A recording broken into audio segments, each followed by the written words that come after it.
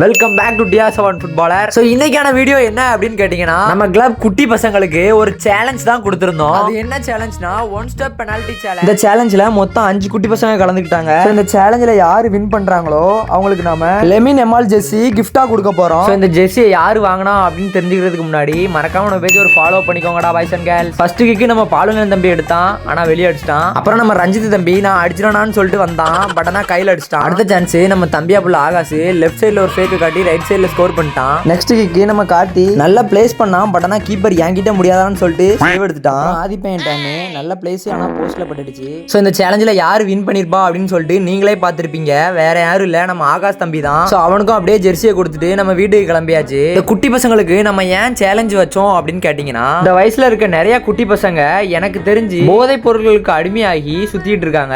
இந்த பசங்களும் அதை டிஸ்ட்ராக்ட் ஆயிடக்கூடாது அப்படின்னு சொல்லிட்டு இவங்களுக்கு வீக்லி ஒன்ஸ் இந்த மாதிரி டிஃப்ரெண்ட் சேலஞ்ச் இவங்களுக்கு கொடுக்கலாம்னு சொல்லிட்டு நான் நினைக்கிறேன். இதை பத்தி உங்க கருத்து என்னன்னு சொல்லிட்டு கமெண்ட்ல சொல்லிட்டு போங்க.